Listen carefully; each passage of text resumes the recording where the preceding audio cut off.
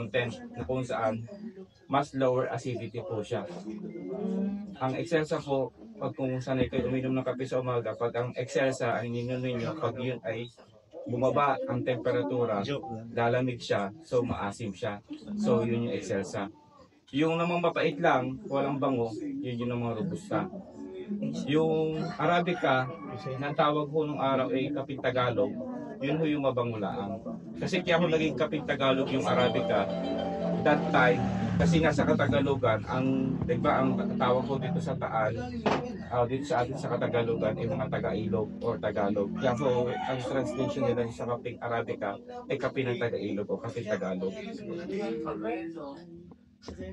So ngayon ho, dito ho, ang ginagawa kong practice ay yun ho, mga hinog lamang yung binibili ko, although nakita nyo may hilaw. So sinusort ko siya na yung hinog po is, kung alam nyo po yung sibet, yung alamid o yung musang, na yung hypothesis po niya na ang pinipili lang yung sibet ay yung mga hinog lang na nakape.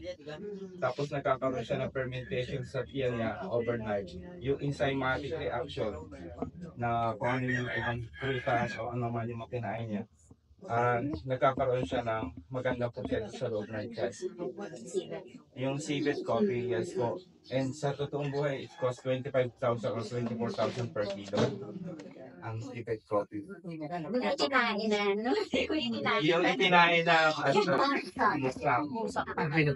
So, kasi kung si musang, hindi lahat ng puno niya ay kinakainan niya. O yung amoy niya na matamis, doon lang siya pumupunta para sa kanyang diet. Na doon lang yung kinakain niya. Hindi lahat ng kape, yung kape luwak, yung nadidinig sa Indonesia, na force feeding, binibigyan siya ng mga kape para kainin niya. Which is, kung nasa wild ho yung kape luwak o yung alambic coffee, siya po ay namimili lang ng matatamis na variety ng kape na siya kinakain. Yung mga civet sa Indonesia, parang inaalagaan. Inaalagaan nila, yes po. Ibig sabihin siya yung taga-tikim. Oh. Yung kumakain siya yung taga-tikim. Hindi, pinipili. Pinipili. Pinipili lang niya kung ano yung matamis, yung nakakain niya as diet. Kumbaga sa isang kumpol na kape, hindi lahat yun ikakainin niya. Pipili lang siya doon sa yung pinakamatamis, pinakamasarap, yung nakakainin niya. Kaya po lahat, kaya masarap po yung civet coffee kasi na-reach po yung maturity ng puno, ng hinog ng kape na kinain niya. Kaya yung po pinapractice namin, mga hinog lamang at yung po ang aming piniferment.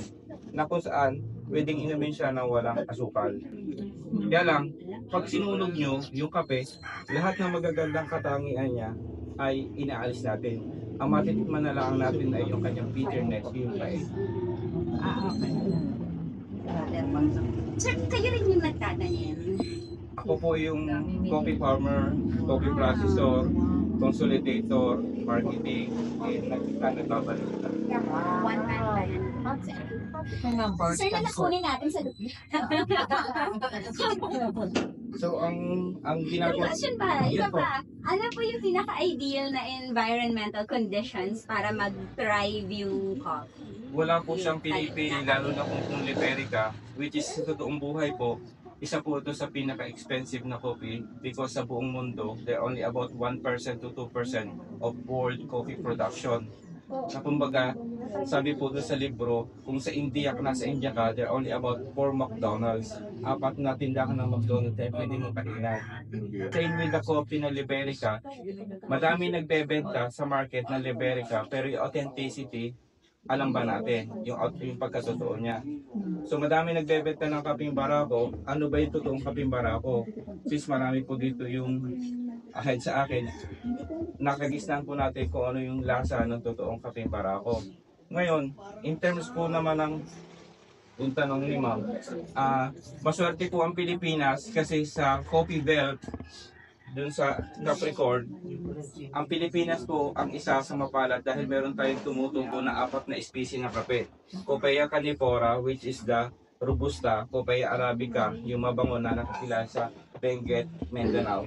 And then Coffea liberica excelsa, yung pong tinatawag na Barakito o Excelsa Barako, and then the Coffea liberica variety liberica, which is the Barako. So, Pilipinas, Malaysia, Indonesia, and Ethiopia. 4 na bansa lang po ang tumutubo yung 4 na species ng kape. Pero sa ngayon po, nagpapatubo na din ang Vietnam, ang India in some part of China, northern China.